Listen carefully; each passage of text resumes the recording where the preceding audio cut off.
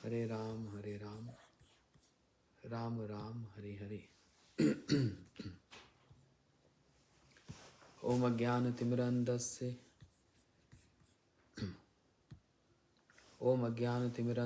ज्ञानाञ्जनशलाकया चक्षुरुन्मिलितं येन तस्मै श्रीगुरुवे नमः। गुरुमे गौरचन्द्राय राधिकायै कृष्णाय कृष्णभक्ताय तद्भक्ताय नमो नमः। वाञ्छाकल्पतरुभ्यश्च कृपा सिन्धुभ्यैव च पतितानां पावनेभ्यो वैष्णवेभ्यो नमो नमः।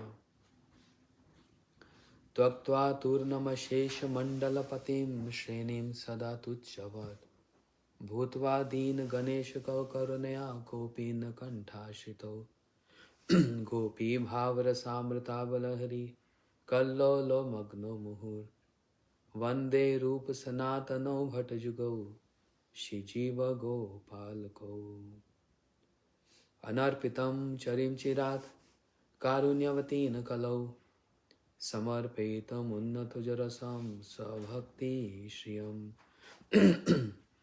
हरिपुरसुन्दरदुति कदम्बसन्दीपितः सदा हृदयकन्द्रेषु स्फुरतु वै सचिनन्दन। हे कृष्ण करुणा सिन्धु दीनबन्धु जगत्पते गोपेश गोपीकान्त राधाकान्त नमोस्तुते। तप्त कांचन गौरांगी राधे वृंदावनेश्वरी वृषभानुसुते देवी प्रणमामि हरिप्रिये। भक्त्या विहीनाय अपराधलक्षे क्षिप्तस्य कामादितरङ्गमध्ये कृपामयि तं शरणं प्रपन्न वृन्दे नमस्ते चरणारविन्दम्। श्रीकृष्ण चैतन्य प्रभु नित्यानंद श्री अद्वैत गदाधर शिवासादि गौर भक्त वृंद। सभी मेरे साथ जहाँ जहाँ पर भी आप हैं हरे कृष्णा कृष्ण कृष्ण हरे हरे हरे राम राम राम हरे हरे।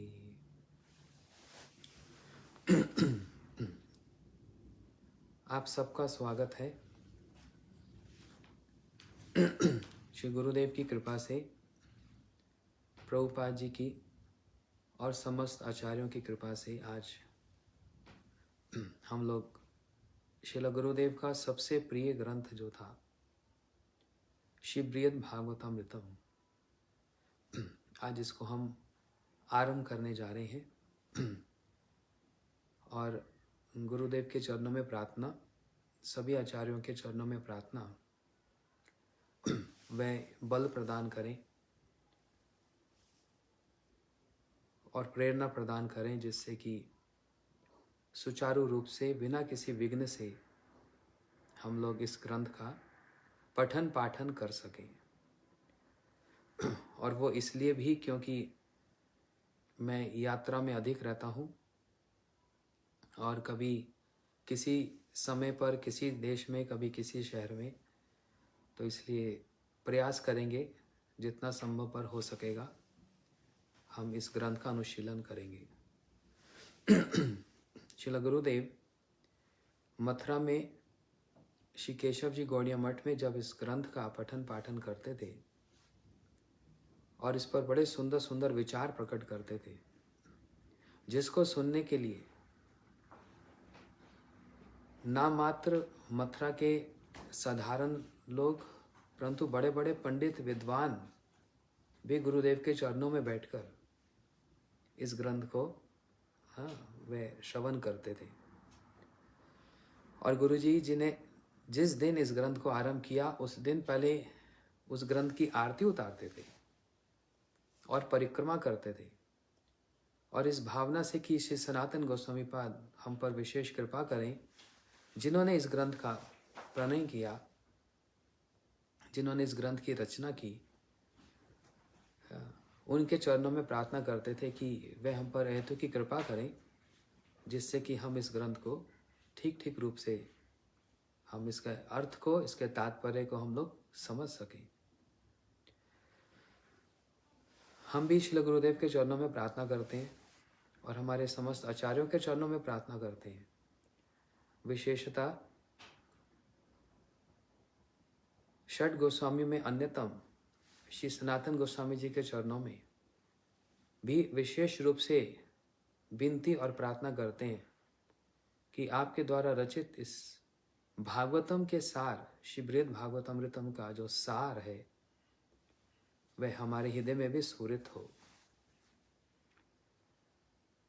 यदि ग्रंथ के रचयिता की महिमा का गान ना किया जाए तो संभवपर है कि ग्रंथ की महिमा भी हम समझ नहीं पाएंगे। श्री सनातन गोस्वामी जी की महिमा अपार, अगाध समुद्र की भांति। इससे अधिक और क्या कहा जाए कि श्री चैतन्य महाप्रभु जी ने सनातन गोस्वामी पाद जी को अपनी संपत्ति कहा और अपना देह कहा। ये तब की बात है जब सनातन गोस्वामी पाद नाना प्रकार के गांव कस्बे से निकलते हुए और अनेक अनेक तालाब पुकुरों का जल पीकर जब श्री नीलाचल जगन्नाथपुरी धाम में पहुंचे तो उनके शरीर में नाना प्रकार के रोग और उसमें से पस निकलता। और श्री चैतन्य महाप्रभु जी जब उन्होंने सनातन गोस्वामी जी को देखा और जाकर उनको गाढ़ आलिंगन करना चाह रहे हैं और सनातन गोस्वामी जी अपने आप को दूर हटा रहे हैं, नहीं नहीं, आप मेरे निकट मत आइए, आप मुझको स्पर्श मत कीजिए, मेरा देह कितना गंदा है, हाँ, अपवित्र है, आपका वर्ण कितना सुंदर तप्त कांचन, तपते हुए सोने की भांति आपका रूप है, आपका शिकलेवर है, तो इसलिए आप मुझको स्पर्श मत कीजिए। परंतु महाप्रभु जी रह नहीं पाते और तुरंत दौड़कर श्री सनातन गोस्वामी जी को गाढ़ आलिंगन पाश में बंद कर देते। और ये प्रत्येक दिन यही क्रिया होती रही।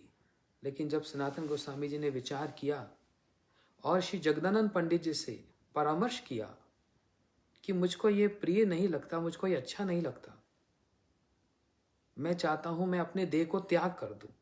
देखो क्या विचार है यहां पर। सभी क्रिया महाप्रभु की प्रसन्नता के लिए। आत्म इंद्रिय प्रीति वांछा ताते बोले काम, कृष्ण इंद्रिय प्रीति वांछा धरे प्रेम नाम। अपने इंद्रियों को सुख प्राप्त करने की जो क्रिया है उसको काम की उपाधि दी गई है। और जहां पर भगवान की प्रसन्नता है, सभी क्रियाओं में अपने इष्ट के सुख की जो चिंता की जाती है, धरे प्रेम नाम, वही प्रेम कहा जाता है। हम अपवित्र हैं, परंतु यदि ठाकुर जी हमारे सामने आए तो कौन ऐसा अभागा होगा जो उनको निषेध करे कि मेरे निकट मत आना और मुझको आलिंगन मत करना, मुझको स्पर्श मत करना। अपवित्र अवस्था में भी हम चाहेंगे भगवान यदि हमको आलिंगन करना चाहते हैं तो हमको करो।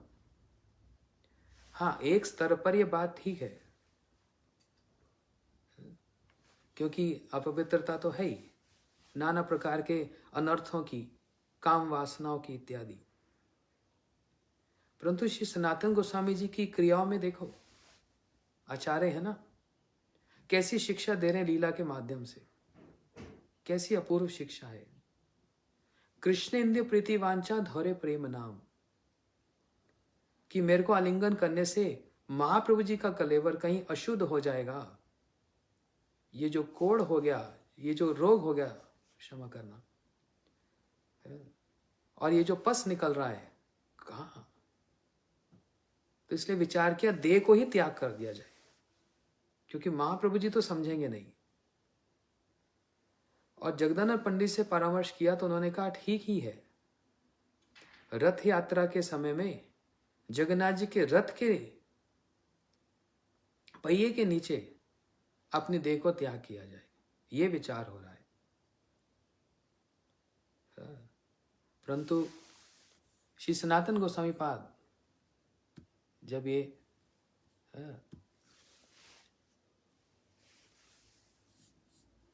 अच्छा,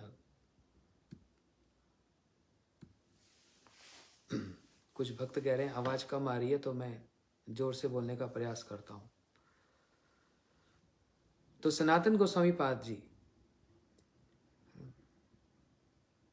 जब महाप्रभु जी को ये बात पता लगी, संक्षेप में कहता हूं, तो महाप्रभु जी तुरंत सनातन गोस्वामी जी के निकट आकर उनको शासन करने लगे। हे सनातन, आपने कैसे विचार कर लिया? ये देह आपका नहीं, ये मेरा है, और इस देह को समाप्त करने का, इस देह को किसी प्रकार से त्यागने का विचार ये आपका कैसे हो गया? ये मेरी संपत्ति है और इस देह से मेरे को नाना प्रकार के कार्य करवाने हैं, इससे बहुत सी उपलब्धियां करनी है, ये मेरी संपत्ति है। सनातन गोस्वामी पाद, जिनको समस्त गोस्वामी वर्ग, श्री रूप गोस्वामी जी जिनको अपना शिक्षा गुरु माने, श्री रघुनाथ दास गोस्वामी जी जिनको अपना शिक्षा गुरु माने, और जिनको ब्रज में सब बड़े बाबा कह के पुकारे, जो सारे ब्रज के पिता स्वरूप श्री सनातन गोस्वामी जी, उन्होंने ही इस ग्रंथ की रचना की।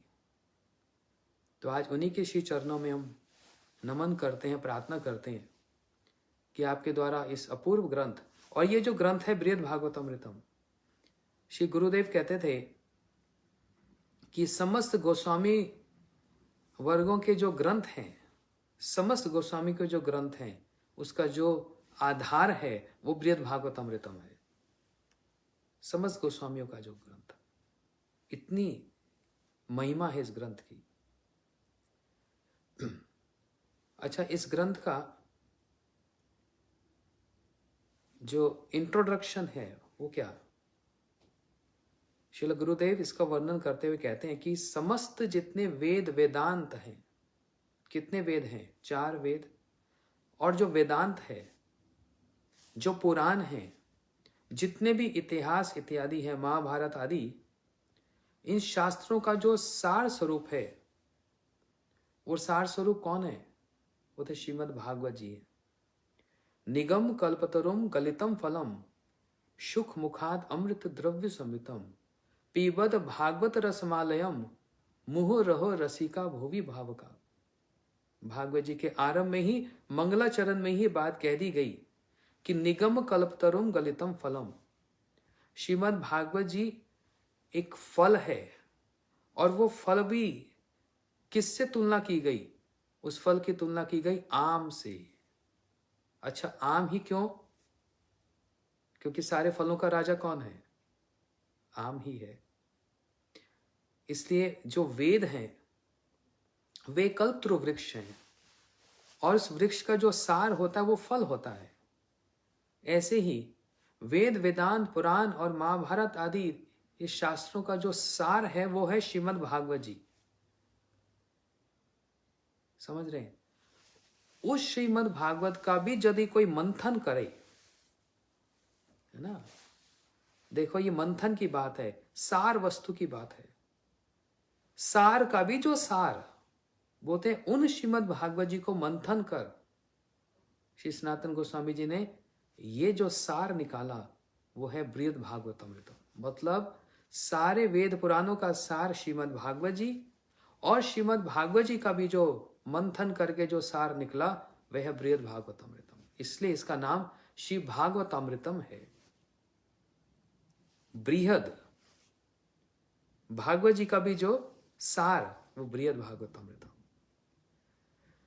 इस ग्रंथ में भगवत भक्ति संबंधी सभी विषय स्थान स्थान पर प्रकाशित हुए हैं। श्रील गुरुदेव थोड़ा सा भूमिका में, इंट्रोडक्शन में हमको ये समझा रहे हैं कि जो हम पढ़ने जा रहे हैं ग्रंथ, उसका ये उसका परिचय क्या है, उसकी महिमा क्या है। जैसे भागवत जी के आरंभ में भी हम पद्म पुराण से या मत्स्य पुराण से भागवत जी की महिमा का श्रवण करते हैं, तो पता लगता है ओहो 7 दिन की भागवत जी का इतनी महिमा है। तो इसलिए आरंभ में भूमिका में ये समझ लिया जाए कि ये ग्रंथ के पीछे जो आधार है वो आधार क्या रहा। तो कह रहे हैं गुरुदेव कि इस ग्रंथ में भगवत भक्ति संबंधी सभी विषय स्थान स्थान पर प्रकाशित हैं। इसका जो मूल है, इस ग्रंथ का जो आधार जो मूल है वह है श्री जैमिनी जी जन्मेजय संवाद। श्री परीक्षित उत्तर संवाद के आधार पर यह ग्रंथ लिखा गया है। परीक्षित जी और उत्तर का संवाद। अब देखो विचार करो, परीक्षित जी को शाप लगा, श्रृंगी ऋषि जी ने श्राप दिया। इति लंघेत ना, स्नान कर रहे थे, हाथ में जल लिया। इति लंघेत मर्यादा तक्ष सप्तम अग्नि दक्षंती स कुलांगारम। जिस कुलांगार राजा ने मेरे पिता का शमक ऋषि का अपमान किया, मैं हाथ में जल लेकर ये मैं शाप देता हूं कि मरे हुए सर्प को गले में डालकर मेरे पिता का जो अपमान हुआ, उन्हीं सर्पों के जो राजा स्वरूप हैं वह तक्षक आकर उनको डसेगा, दंशन करेगा और उनकी मृत्यु हो जाएगी।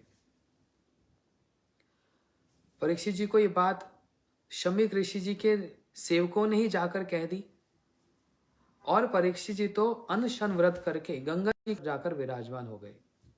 दिल्ली से ही 3 घंटे का मार्ग है।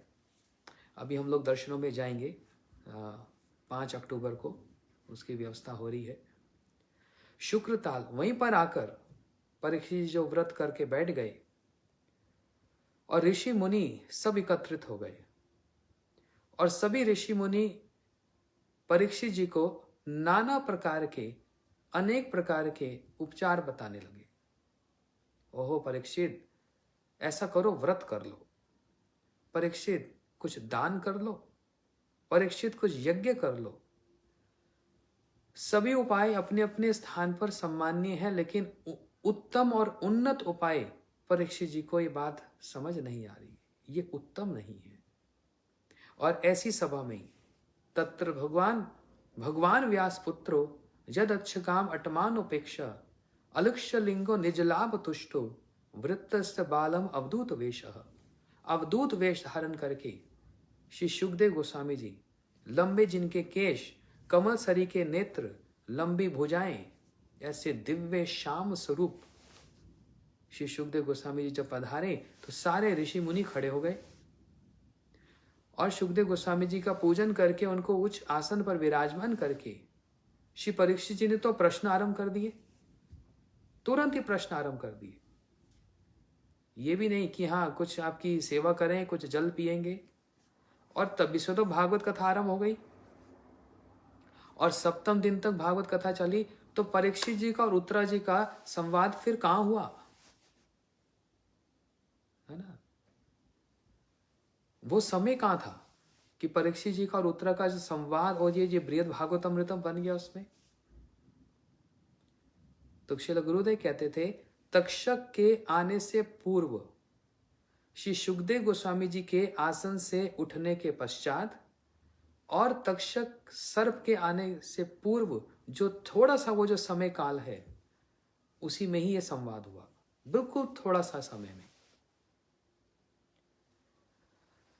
इसलिए बृहद भागवतमृतम श्री परीक्षित उत्तरा संवाद के आधार पर लिखा गया है। अर्थात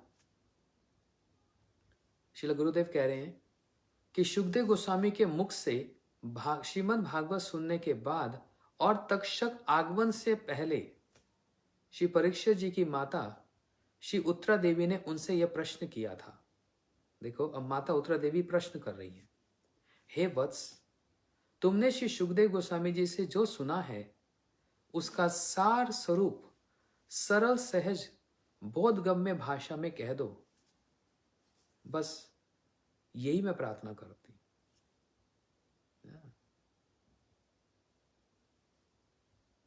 फिर से सुनिए, जो सुखदेव गोस्वामी जी से सुना है उसका जो सार स्वरूप है, संपूर्ण तो कहने का अवकाश नहीं, लेकिन उसका जो सार स्वरूप है वो सरल सहज सीधी भाषा में आप मुझको सुना दो, पुत्र मुझको सुना दो। इसी प्रश्न से ये ग्रंथ आरंभ होता है। मैं अनेक बार भागवत कथा में भी इस बात को कहता हूं कि जितना भी फिलॉसफी है, जितनी भी सिद्धांत है, जितने भी ग्रंथ हैं, उसका आरंभ ही एक प्रश्न से होता है। श्रीमद् भागवत जी क्या है? ये उत्तर मीमांसा, ये उत्तर है। पूर्व मीमांसा और श्रीमद् भागवत जी उसका उत्तर है।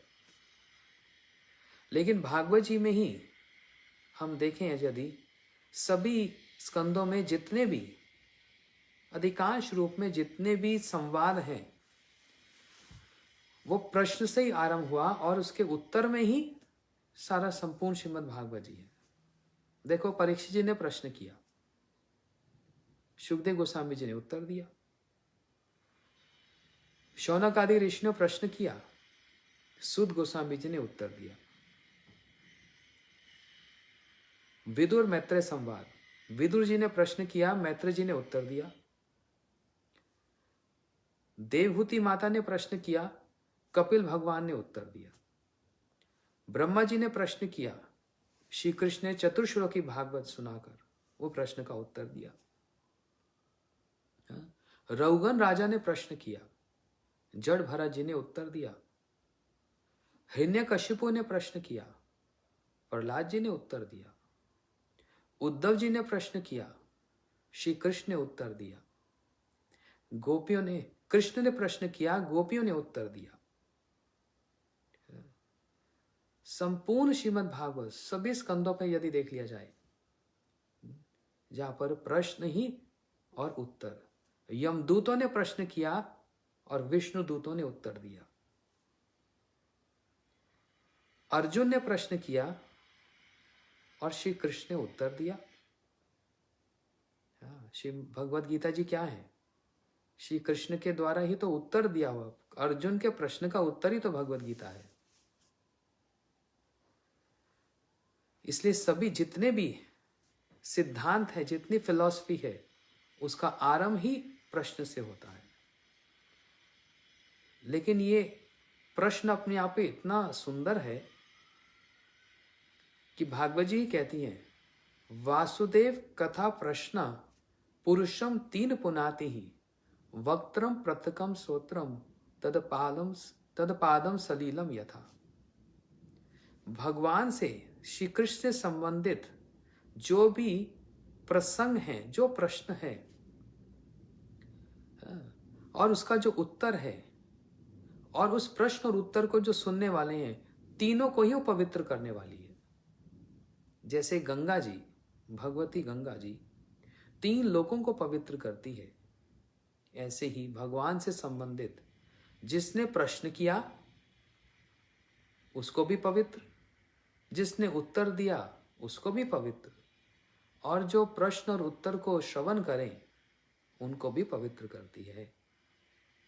जैसे सनातन गोस्वामी जी ने प्रश्न किया, अब चैतन्य चितामृति आ जाओ। आमी के, मैं कौन हूं, क्यों मुझको ये तीन ताप जलाते हैं? बस एक ये प्रश्न किया सनातन गोस्वामी जी ने, और श्री चैतन्य महाप्रभु जी ने सारा संबंध, अभिधेय और प्रयोजन, सारा तत्व सुना दिया है ना, प्रश्न और उत्तर।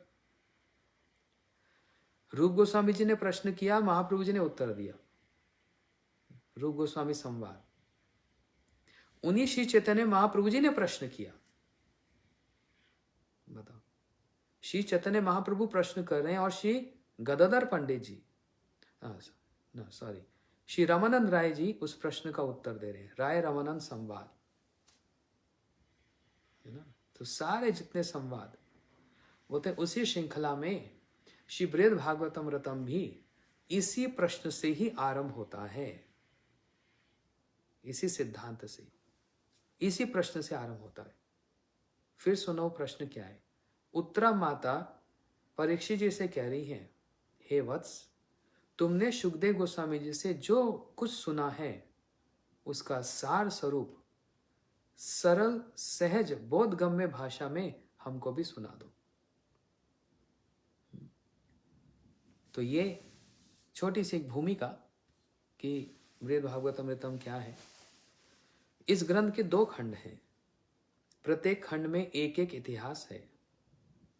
श्री सनातन गोस्वामी जी ने मात्र ये 2 इतिहास ही नहीं लिखे हैं, बल्कि इनके द्वारा श्री राधा कृष्ण युगल की उपासना के लिए ही उनके स्वरूप तत्व का पूर्ण रूप से विवेचन किया है। इसके 2 भाग हैं, प्रथम भाग और द्वितीय भाग। द्वितीय भाग के भी फिर 2 भाग हैं। तो इसमें एक इतिहास बतलाया। हम आएंगे, धीरे धीरे उस बात पर आएंगे। ये सुनकर आप लोगों के मन में कुछ प्रश्न उठ रहे होंगे, क्या ऐसा इतिहास है, क्या आगे आने वाला है। तो धीरे धीरे हम उस पर आते हैं। परंतु विशेष रूप से राधा कृष्ण युगल स्वरूप की उपासना क्या है, उसका स्वरूप क्या है, उसका तत्व क्या है, उसके विचार क्या हैं, उसमें कैसे प्रवेश किया जाएगा, ये सारी की सारी जो बातें हैं, ये सारे के सारे जो विचार हैं, वो इस ग्रंथ में उल्लेख है। पहले खंड में श्री राधिका जी का स्वरूप तत्व वर्णन करते हुए एक इतिहास से इसका आरंभ हुआ है। देखो, जैसे जैव धर्म में श्रील भक्तिवेदांत ठाकुर जी, जो लोग पढ़े हैं और जो पढ़ रहे हैं और जो पढ़ चुके हैं, श्री जैव धर्म में भक्तिवेदांत ठाकुर जी, यदि हम उसको पढ़ें तो कैसा लगता है, एक नॉवल टाइप लगता है। बाबा जी महाराज ब्रजनाभ जी का प्रसंग है, वो प्रश्न कर रहे हैं, वो उनका उत्तर दे रहे हैं। देखो, पूरा जैव धर्म ही प्रश्न उत्तर है। तो कैसे एक सीक्वेंस, एक प्रसंग चल रहा है उसमें जैव धर्म में। बोलते उसी प्रकार श्री बृहद भागवतमृतम में भी एक सीक्वेंस, एक क्रम श्री सनातन गोस्वामी जी उल्लेख कर रहे हैं, वर्णन कर रहे हैं कि राधा जी का जो महिमा है, राधा जी की जो महिमा है, उसका जो स्वरूप तत्व है वो क्या है और उसमें कैसे प्रवेश होगा, उसके लिए एक इतिहास आरंभ किया गया है। जैसे जैव धर्म में भी भक्ति ठाकुर जी ने एक इतिहास, यहां पर भी उन्होंने एक इतिहास आरंभ किया। और वो क्या है, श्री नारद भगवान के सर्वश्रेष्ठ कृपा पात्र भक्तों का निर्धारण कर उनकी महिमा को जगत में प्रचारित करने के उद्देश्य से सर्वप्रथम प्रयाग में उपस्थित हुए। ये बात आरंभ हुई है नारद जी से। इस संसार में लोग रिसर्च करते हैं ना, पीएचडी करते हैं। तो रिसर्च क्या मतलब, उस एक प्रसंग का, उस एक विषय को बड़े गहन रूप से उसका मंथन करके, जितने भी उसके पक्ष हैं सभी को उपस्थित करके पूरा उस पर थीसिस लिखा जाता है। एक प्रसंग पर ही पूरा उसका थीसिस लिखा जाता है, वो पीएचडी कहलाता है, रिसर्च। नारद जी ने भी एक रिसर्च किया जो सर्वश्रेष्ठ जो रिसर्च है। नारद जी ये जानना चाह रहे हैं कि भगवान कौन, श्री कृष्ण, एकला ईश्वर कृष्णा आर सब भृत्य। सभी ईश्वरों में भी ईश्वर कौन, जो सबके कारण है, जिसको ब्रह्मा जी ने कह दिया कि ईश्वरा परमा कृष्ण सच्चिदानंद विग्रह अनादिर आदिर गोविंद सर्व कारण कारण। जो सारे कारणों के कारण है वो कौन है, श्री कृष्ण है। मैं थोड़ा सा ये भी कह दूं कि श्रोताओं में कुछ नए भक्त लोग भी हैं जो हमारे सिद्धांत से परिचित नहीं है और पहली बार ही महाप्रभु जी का या सनातन गोस्वामी जी का नाम श्रवण कर रहे हैं। तो मैं प्रयास कर रहा हूँ अधिक से अधिक इसको सिंप्लीफाई करके, इसको थोड़ा सा साधारण करके जी आप लोग भी हमारे जो गौड़ीय वैष्णव सिद्धांत उससे परिचित होइए और उस सिद्धांत में आप लोग भी प्रवेश कीजिए और उसमें आनंद ही आनंद मिलेगा। तो इसलिए थोड़ी सी भाषा कठिन कलिष्ट होने पर भी मैं इसको थोड़ा सा दोनों विचार रखकर, क्योंकि हमारे कोई बहुत प्राचीन भक्त भी यहाँ पर हैं और कोई नए भक्त भी हैं, तो सामंजस्य बिठाने का प्रयास कर रहा हूँ। तो श्री कृष्ण सर्वश्रेष्ठ हैं, सभी अवतारों में सर्वश्रेष्ठ हैं, परंतु जहां पर उनके भक्तों की बात आती है, अनंत भक्त हैं, कितनी गिनती करो, अनंत भक्त हैं, लेकिन उन अनंत भक्तों में सर्वश्रेष्ठ उनके कृपा पात्र भक्त कौन है, इसी बात का रिसर्च करते हुए श्री नारद जी अनेक अनेक स्थानों पर उपस्थित हुए। सब प्रथम वो प्रयाग में आए। अब ये सिर्फ इसका एसेंस है, एक सार है, लेकिन इसी एक एक बात का बड़ा गूढ़ विवेचन हम आगे जब अध्याय आरंभ होगा, अभी अध्याय आरंभ नहीं हुआ, ये भूमिका है बस। हाँ, तो भूमिका में पहले से बता दिया जाता है, हाँ ये वस्तु आपको मिलेगी, ये सब पढ़ने को मिलेगा, वो पहले से बता दिया जाता है। तो नारद जी सबसे पहले प्रयाग में आए, जहां पर गंगा जमुना सरस्वती तीनों का संगम है। उस समय प्रयाग में माघ मास स्नान के उपलक्ष्य में, प्रयाग में माघ मास में स्नान करने की बड़ी महिमा है। बहुत सर्दी का समय होता है और पानी भी एकदम बहुत ठंडा होता है, लेकिन उस माघ मास में प्रयाग में स्नान करने की बड़ी महिमा बताई। और प्रयाग में अपने आप में वास करने के बड़ी महिमा बतलाई है। तो प्रयाग कोई साधारण कोई स्थान नहीं है, इसलिए नारद जी सब प्रथम प्रयाग में ही उपस्थित हुए और माघ मास स्नान के उपलक्ष्य में साधु महात्मा और बहुत सी जनता वहां पर एकत्रित हुई थी। उनमें से उसी देश के, उसी टेरिटरी, उसी स्थान के एक श्रेष्ठ ब्राह्मण भी वहां पर उपस्थित थे।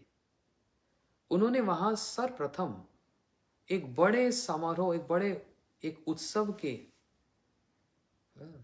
एक शालिग्राम भगवान की पूजा की और फिर उस प्रसादी अन्न को, जो पूजा के पश्चात जो भोग लगा, उस अन्न को ब्राह्मणों और साधु महात्माओं तथा पशु पक्षियों तक को भी श्रद्धा पूर्वक भोजन करवाने लगे। एक विप्र की बात बतला रहे। ये देखकर नारद जी बड़े प्रसन्न हुए और इस ब्राह्मण को कहने लगे, ओहो, आप ही भगवान के कृपा पात्र हैं। कैसा आपका विचार है, ना मात्र साधु महात्माओं की आप सेवा कर रहे हो, परंतु पशु पक्षी, यही तो उत्तम भक्त का लक्षण है। सर्वभूतेषु अपश्येत्, सभी प्राणियों में अपने इष्ट का दर्शन करते हैं। आपने कितने सुंदर रूप से शालिग्राम जी की सेवा की और देखो वो जो प्रसाद, वह आप सबको बांट रहे हो, सबको वितरण कर रहे हो। तो आप ही भगवान के कृपा पात्र हैं। ब्राह्मण अपनी प्रशंसा सुनकर बड़े लज्जा पूर्वक, बड़े विनम्र भाव से, नम्रता से कहने लगे, मैं किस योग्य हूं, प्रभु की क्या सेवा करता हूं? नहीं, यदि आप भगवान के कृपा पात्र को देखना चाहते हो तो दक्षिण देश के एक राजा हैं और वो भक्त हैं, आप उनके दर्शन करें। ये सुनकर नारद जी दक्षिण देश में चले आए, दक्षिण भारत में, और वहां के राजा की सेवा परिपाटी तथा किस प्रकार से वो राजा बड़े ठाट बाट को, उनके ठाट बाट को देखकर और कैसे वो उत्सव करते हैं, ये सब देखकर नारद जी भी प्रशंसा करने लगे। परंतु राजा भक्त थे और भक्त होने पर भी दीनता से राजा ने अपने आप में कृपा पात्र होने का कोई लक्षण नहीं दिखाया। समझ आ रहा विषय, बात समझ आ रही होगी आप लोगों को। नारद जी प्रयाग में ब्राह्मण के पास गए, उनकी प्रशंसा करने लगे। अच्छा, इस ग्रंथ में एक बड़ी अपूर्व एक बात ये है कि नारद जी जहां जहां गए, अभी उन सबका नाम उल्लेख होगा, कोई भी अपनी महिमा, अपनी प्रशंसा श्रवण नहीं करना चाहता, और अपने से जो उन्नत हैं उनकी महिमा या उनके पास प्रेरित कर रहे हैं, उनके पास भेज रहे हैं, उनके पास जाओ, वो मेरे से बड़े हैं। तो एक लक्षण यहां पर क्या दिखलाया जा रहा है? दिखलाया जा रहा है दीनता। जब दीनता आती है तो अपने ही अवगुणों को या अपने अभाव को प्रकाशित किया जाता है। ये बात को समझना। दीनता का मतलब हम्बलनेस। दीनता किसमें आती है? जो व्यक्ति ज्ञानवान भी हो, उसको ज्ञान भी रहे, लेकिन वो ज्ञान के साथ उस विद्या के साथ विनम्र भाव भी रखे। विद्या ददाति, बता विद्या क्या प्रदान करती है? विनम्र भाव प्रदान करती है। जो जितना उन्नत होगा, जिसको जितनी विद्या होगी, वो उतना ही दीनहीन होगा और अपने अभाव को ही प्रकट करता है, पूर्णता को प्रकाशित नहीं करता, अपूर्णता को ही प्रकाशित करता है। भगवान के निकट जाकर, गुरुजनों के निकट जाकर, गुरुदेव के निकट जाकर कोई अपनी पूर्णता को प्रकाशित करेगा? ये तो बिल्कुल भी उचित नहीं है, बल्कि अपनी अपूर्णता को दिखलाया जाता है। भगवान के सामने जाकर कहो, अरे प्रभु, मैं तो काम, क्रोध, लोभ, मोह सबको जीत लिया। लेकिन भक्तों की प्रार्थनाओं में, आचार्यों की प्रार्थनाओं में एक अभाव और एक अपूर्णता देखी जाती है, और उसके बहुत कारण हैं। और उन बहुत कारणों में एक कारण ये कि कभी भी तृप्ति नहीं होती। जितनी भी उन्नत स्थिति को प्राप्त किया जाए, अतृप्त ही रहता है भक्त। भक्त सदैव अतृप्त रहता है, उसको तृप्ति नहीं होती। हाँ, इसलिए संसार दुख जलदस्य पतितस्य कामा क्रोध आदि नक्र मक्र कवलीकृतस्य। श्री प्रोदन सरस्वती ठाकुर, जो महाप्रभु जी के अंतरंग परिकर हैं, देखो वो क्या बात कह रहे हैं। मैं इस संसार रूपी कूप में, इस संसार रूपी समुद्र में मैं डूबा जा रहा हूं, जहां पर काम क्रोध ऐसे हैं जैसे मगरमच्छ इत्यादि आकर मुझको निगल रहे हैं। दुर्वासनस्य निगडितस्य निराशयस्य, दुर्वासनाओं में, उन निराशाओं में मैं डूबा जा रहा हूं। तो किसके लिए प्रार्थना कर रहे हैं? श्री चैतन्य महाप्रभु। संसार दुख जलदस्य पतितस्य काम क्रोध आदि नक्र मक्र कवलीकृतस्य दुर्वासनस्य निगडितस्य निराशयस्य चैतन्य चंद्र मम देहि पदावलंबम। मेरे एकमात्र आश्रय कौन है? बोलते श्री चैतन्य महाप्रभु जी के चरण कमल ही मेरे एकमात्र आश्रय स्वरूप है। बस ये प्रार्थना कर रहे। सभी आचार्य हमको यही शिक्षा दे रहे हैं। तो अपूर्णता, दीनता, ये अपने आप में भक्ति का भी लक्षण है। जब भक्ति हृदय में आती है तो उसका कोई लक्षण तो होगा। जब भक्ति हृदय में आती है तो सबसे पहला लक्षण आता है पश्चाताप। अपनी करनियों पर, अपनी क्रियाओं पर, अपने अनर्थों पर, अपने अपराधों पर अपने आप से बिना किसी के कहे और इंगित करने नहीं, अपने आप से हृदय में पश्चाताप की भावना आती है, और फिर उस पश्चाताप की भावना के द्वारा पश्चाताप में, उस अग्नि में वो स्वयं अपने आप को जलाता है। तभी तो वो जो नाम होता है और प्रत्येक दिन जो नाम होता है, उस नाम में बड़ा अंतर है। सभी भक्त लोग भजन करते हैं, साधन करते हैं, हरि नाम करते हैं, कथा सुनते हैं। लेकिन कथा सुनने का, कथा कहने का, हरि नाम जप करने का, या जितनी प्रकार की भी हमारी साधन क्रिया है, वो प्रत्येक दिन जिस भांति, जिस क्रम से चलती है, जिस प्रकार से चलती है, और पश्चाताप की भावना के द्वारा वही भजन क्रिया, वही साधन में जमीन आसमान का अंतर आ जाता है। जब पश्चाताप की भावना आएगी तो निश्चित रूप से अपने आप में दीनता आएगी, निश्चित रूप से। ये बाय प्रोडक्ट है उसका। उसके लिए अभ्यास या प्रैक्टिस की आवश्यकता नहीं होती। ये भक्ति का प्रथम लक्षण पश्चाताप, और फिर उसके द्वारा स्वतः ही दीनता, और उस दीनता में और उस पश्चाताप की भावना में जो प्रार्थनाएं निकलती हैं वो और किसी समय पे नहीं निकल सकती। जो सच में कातर होकर भक्त अपने हृदय से भगवान से क्षमा मांगता है, और मांगते मांगते तो ये भी कहता है, मत तुल्य नास्ति पाप अपराधम न कश्चित। हे भगवान, मेरे जैसा पापी आपको संसार में कहीं नहीं मिलेगा। और मैंने कितनी बार आपके समक्ष जाकर हाथ जोड़कर क्षमा मांगी, अब तो लज्जा भी आने लगी है। लज्जा भ्रूम पुरुषोत्तमम। अब तो मेरे को लज्जा आने लगी है आपके सामने आकर कैसे क्षमा मांगू, और आपके नेत्रों में, आपकी आंखों में आंख डालकर कैसे देखूं। तो उस समय का जो हरि नाम है, और उस समय की जो स्तुतियां हैं, और उसी भावना में जो कथा श्रवण है, उसका एक अपूर्व ही रस है, और वही उस साधक को उन्नत अवस्था तक ले जाता है। वही अग्नि उसको उन्नत करा देती है। तो प्रथम खंड में, श्री बृहद भागवतामृत के प्रथम खंड में सनातन गोस्वामी जी वर्णन कर रहे हैं कि नारद जी जिन जिन व्यक्तियों से मिले हैं, जिन जिन पात्रों से उनकी भेंट हुई है, सब में एक चीज समानता को प्राप्त है, कॉमन है। और वो क्या?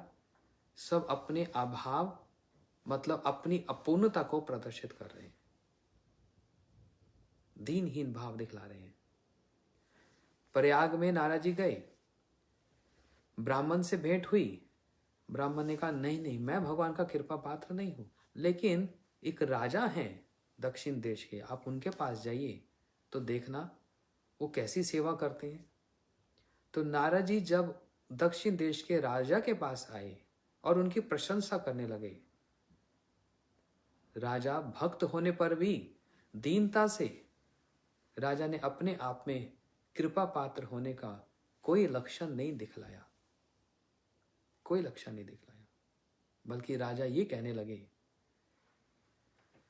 कि मैं कृपा पात्र नहीं हूं, स्वर्ग में भगवान उपेंद्र के भक्त इंद्र ही भगवान के कृपा पात्र है। ये राजा कह रहे हैं, ये पृथ्वी का राजा। लेकिन एक और बात समझेंगे इसके साथ साथ, वो पृथ्वी के राजा अपनी जब तुलना करते हैं तो वो भी एक राजा से ही करते हैं। तो किससे तुलना की? देवताओं के राजा इंद्र से की, कि आप स्वर्ग में जाइए नारद जी, वहां पर उपेंद्र भगवान, जो कि वामन भगवान है, उपेंद्र भगवान, उपेंद्र का मतलब क्या? इंद्र के छोटे भाई उपेंद्र, है ना। वामन भगवान, अतिथि जी ने कश्यप जी से प्रार्थना की और भगवान इन दोनों के घर में आए और उन्होंने अपना नाम उपेंद्र, हाँ, अपना नाम उपेंद्र रख लिया। उपेंद्र का मतलब इंद्र का छोटा भाई उपेंद्र। जहां पर उप शब्द का व्यवहार हो जाए तो वो से निम्न हो जाता है, छोटा हो जाता है। अब इंद्र के छोटे भाई कहलाए गए उपेंद्र। इससे भगवान की महिमा में कहीं कोई अभाव हुआ, उनकी महिमा कम हो गई या उनकी महिमा बढ़ गई? और अभी कल ही मैं वो इंग्लिश की क्लास में यही बतला रहा था कि जीव गोस्वामी जी ने अपने संदर्भों में, भक्ति संदर्भ में वर्णन किया कि भक्ति सदैव निर्गुण स्थिति में रहती है। भक्ति कभी गुणों को स्पर्श नहीं करती। तमोगुण को, रजोगुण को, कभी कोई भक्ति तमोगुण में होती है, कोई रजोगुण में, सतोगुण में होती है।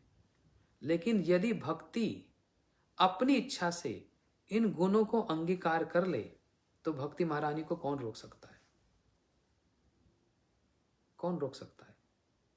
जैसे भगवान स्वतंत्र, स्वतंत्र, स्वराट है, ऐसे उनकी जो भक्ति है वह भी स्वतंत्र है, स्वराट है। यदि भक्ति अपनी इच्छा से तमोगुण को स्पर्श कर ले या रजोगुण को स्पर्श कर ले या सत्वगुण को स्पर्श कर ले, इसमें भक्ति की महिमा में कोई हानि नहीं होती। भक्ति की महिमा और ज्यादा बढ़ जाती है। ओहो भक्ति महारानी की जय। ओ भक्ति महारानी, आप तो उन लोगों को भी इतनी सुविधा प्रदान कर दी जो कि तामसिक हैं, जो रजोगुण में है, जो सत्वगुण में है। इसका उल्लेख कहां पाया जाता है?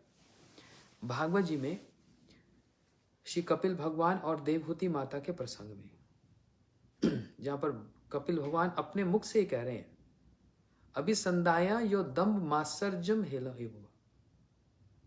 जो भक्ति मात्सर्य के मतलब ईर्ष्या के द्वारा और दंभ के द्वारा, अपने एरोगेंस के द्वारा जो की जाती है, ये तामसिक है। और विषयम संध्याया, जो अपने भोग विषयों को पूर्ति करने के लिए भक्ति का आश्रय लिया जाता है, ये राजसिक है। लेकिन जो मुक्ति की कामना के लिए जो भक्ति की जाती है, ये सात्विकी है। लेकिन वास्तव में इन तीनों में भक्ति तो इन तीनों से ऊपर निर्गुण स्थिति में स्थित है, निर्गुण स्थिति में स्थित है। तो उसी प्रकार जैसे भगवान, वामन भगवान इंद्र के यदि छोटे भाई बन जाएं, उपेंद्र बन जाएं, इसमें भगवान की महिमा छोटी नहीं हो जाती, बल्कि महिमा और ज्यादा बढ़ जाती है। तो इसलिए नारद जी स्वर्ग में चले गए और इंद्र की महिमा का गान करने लगे। श्री नारद जी स्वर्ग गए, नारद जी पहले की भांति इंद्र की प्रशंसा करने लगे। जैसे औरों की प्रशंसा की, तो इंद्र की भी प्रशंसा करने लगे। इंद्र ने दीनता पूर्वक अपने में दोषों का प्रदर्शन किया और अपने को भगवान का कृपा पात्र होना स्वीकार नहीं किया। देखो यही तो महिमा है। इंद्र ने, देवताओं के राजा हैं, जिनकी आयु भी दीर्घ आयु है, 1 मनवंतर तक इंद्र की आयु है। 1 मनवंतर का अर्थ है 71 बार जब 4 युग बीत जाते हैं तो 1 मनवंतर होता है। इतनी लंबी है इंद्र की आयु।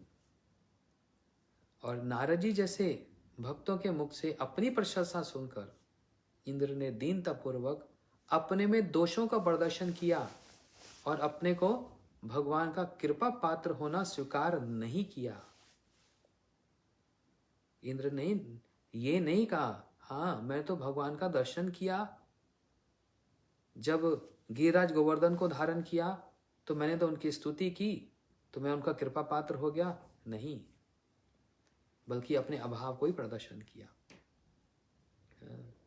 तत्पश्चात इंद्र के कहने से ही इंद्र ने कहा, नारद जी मैं तो कृपा पात्र नहीं हूं, हाँ सत्य लोक में जाइए, वहां पर ब्रह्मा जी, हाँ उनकी आयु तो मुझसे भी बड़ी है।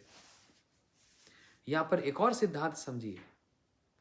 एक तो सभी पात्र अपनी अपनी दीनता दिखला रहे हैं, और दूसरी ओर एक और चीज सम्मान्य देखी जाएगी, कॉमन देखी जाएगी, कि हर एक पात्र अपने से जो उन्नत पात्र है बस वहीं तक ही सीमित है। इंद्र समस्त देवताओं से श्रेष्ठ क्यों है? क्योंकि इंद्र की आयु समस्त देवताओं से बड़ी है। अभी बतलाया ना, एक मनवंतर तक है। तो नारद जी को, इंद्र नारद जी को कहां भेज रहा है? ब्रह्मा जी के पास। क्यों? ब्रह्मा जी की आयु इंद्र से भी बड़ी है। ब्रह्मा जी की आयु का क्या हिसाब है, इसको भी सुन लीजिए। सतयुग, त्रेता युग, द्वापर और कलयुग, ये 4 युग जब 71 बार 71 टाइम्स बीत जाते हैं तो उसको कहा जाता है एक मनवंतर। और ऐसे जब 14 मनवंतर बीत जाते हैं तो ब्रह्मा जी का दिन होता है, मतलब सिर्फ डे लाइट, और इतनी ही बड़ी होती है उनकी रात। तो इंद्र ब्रह्मा जी की आयु से अवगत है, इसलिए नारद जी को कहीं और नहीं भेजा, मेरे से बड़ा कौन है बस वहां तक भेजा। इससे यह भी पता लगता है ये जो पात्र हैं जहां पर नारद जी जा रहे हैं, ये किससे रिलेट कर पा रहे हैं। इंद्र तो कहीं और भी भेज सकते थे, ब्रज में भेज दो। क्यों इंद्र ने ब्रजवासियों की महिमा का दर्शन नहीं किया? इंद्र ने ब्रजवासियों की महिमा का दर्शन किया, भगवान ने जिनके लिए गोवर्धन धारण कर लिया। लेकिन नहीं, बस मेरे से थोड़े से उन्नत कौन है बस वहीं तक ही, इतना ही आधार है, बस ऐसे समझो, बस इतना ही आधार है, बस वहीं तक भेजा। तो ब्रह्मा जी की आयु फिर से सुन लो।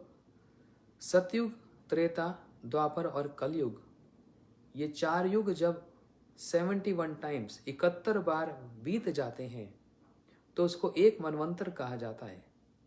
और ऐसे जब 14 मनवंतर बीत जाते हैं तो ब्रह्मा जी का दिन होता है और इतनी ही बड़ी उनकी रात होती है। हाँ। तब इंद्र के कहने से नारद जी सत्य लोक में ब्रह्मा जी के पास आ गए। वे बड़े समारोह पूर्वक, बड़े उत्सव आनंद में अपने आराध्य सहस्र शीर्ष भगवान का अर्चन कर रहे थे। कौन? इंद्र ना, क्षमा कर, ब्रह्मा जी सत्य लोक में सहस्र शीर्ष भगवान, जिनके सहस्त्र हजारों हजारों जिनके मस्तक हैं, नेत्र हैं, उस स्वरूप का जो अर्चन कर रहे थे। नारद जी ने कहा, आहा, क्या अर्चन है आपकी, तो क्या आराधना है। जब नारद जी ने उनकी प्रशंसा आरंभ की तब ब्रह्मा जी ने अपने को भगवान का कृपा पात्र होना स्वीकार नहीं किया। बोलते मैं भगवान का कृपा पात्र नहीं, नहीं, अपितु दीनहीन वाक्यों से ब्रह्मा जी ने अपने दोषों को ही सामने रखा। ब्रह्मा जी दीनहीन वाक्यों से ब्रह्म मोहन लीला जो भगवान के चरणों में, उन्होंने कहा मैंने तो अपराध किया, मैंने तो भगवान के चरणों में अपराध किया, उनके परिकर के चरणों में अपराध किया, मैंने तो वो कार्य किया जो बड़ा ही लज्जित कार्य है। अरे चोरी भी कोई साधारण नहीं, चोरी भी किसकी की? भगवान की संपत्ति की भी नहीं, भगवान के परिकर की, उनके सखाओं की, उनके बछड़ों की, ये मैंने चोरी कर ली। मेरे से बड़ा अपराधी कोई हो सकता है? मेरे से बड़ा अपराधी कोई नहीं है। ब्रह्मा जी को अपनी उस लीला का स्मरण हुआया और कहने लगे, नहीं नारद जी, मैं भगवान का कृपा पात्र कैसे हो सकता हूं? यदि कृपा पात्र होता तो ये अपराध करता? ना ना, मैं नहीं। तब उन्होंने, अब देखो यहां पर भी एक सिद्धांत देख लो।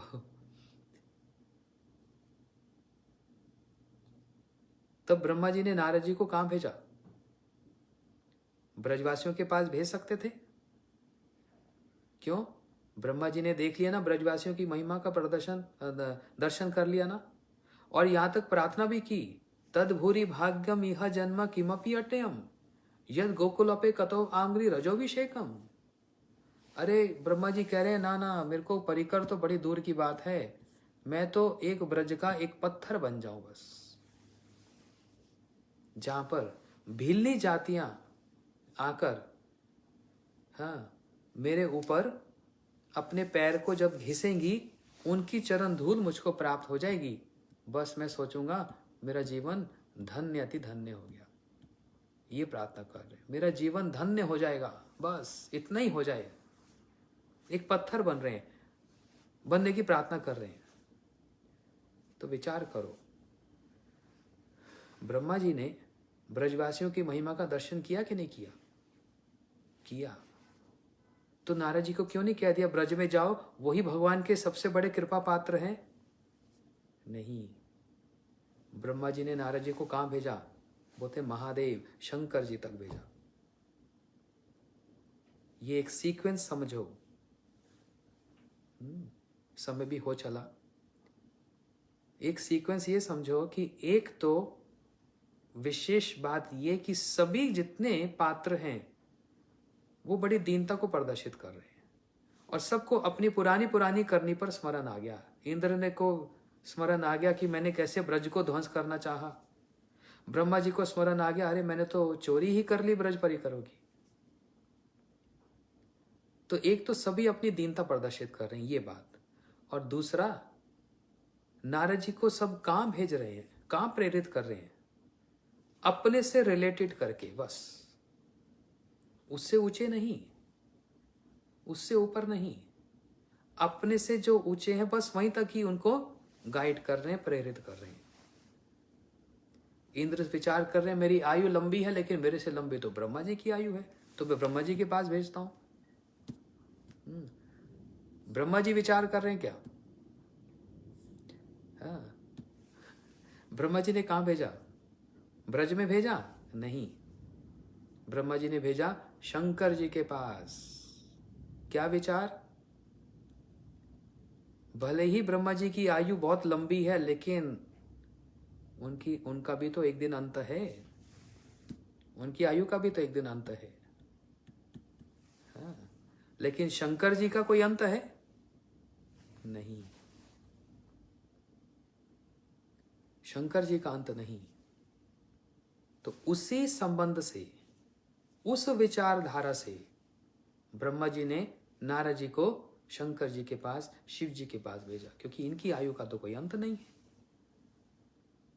देखो ये विचार, ये तो ब्रज में भेज सकते थे, इंद्र भी भेज सकते थे, ब्रह्मा जी भी भेज सकते थे। इन्हीं सब विचारों पर हम लोग, हाँ, बृहद भागवतमृतम जब पढ़ेंगे, ये तो भी आउटलाइन है, बस एक, हाँ, एक बस दिग्दर्शन है, आउटलाइन है। इन्हीं पर ही सनातन गोस्वामी जी की टीका, श्रील गुरुदेव के विचार, उनकी टीका को हम बड़े विस्तार से श्रवण करेंगे। ये तो आज सिर्फ एक भूमिका कि है क्या बृहद भागवतमृतम, आज हम लोगों ने इसको श्रवण किया। अभी समय हो चला है, मैं अपनी वाणी को यहीं पर विराम देता हूँ, क्योंकि अभी थोड़ी देर बाद ही हमारी थोड़ी देर के बाद ही मेरे को फिर इंग्लिश की कथा भी कहनी है, जिसका विषय है भजन रहस्य। तो आप लोग यदि उसको भी सुनना चाहते हैं, श्रवण करना चाहते हैं, तो 1 घंटे के बाद उसका भी लाइव होगा। ये बोलकर आज कथा को यहीं पर विराम देता हूँ, और श्री सनातन गोस्वामी जी के चरणों में और श्रील गुरुदेव के चरणों में प्रार्थना करते हुए, उन्हीं की अहेतु की कृपा की वांछा करते हुए, हम सभी ये प्रार्थना करते हैं कि वास्तव में बृहद भागवतमृतम के इन पात्रों का जो विचार, उसको हम हृदयंगम कर सकें, अपने हृदय में धारण कर सकें। वो बल, वो आधार, हाँ, वो एक शक्ति है, वो आप हमको प्रदान कीजिए। यही आपके चरणों में प्रार्थना है। श्री बृहद भागवतमृतम की जय, श्री गुरुदेव की जय, श्री सनातन गोस्वामी पाद की जय।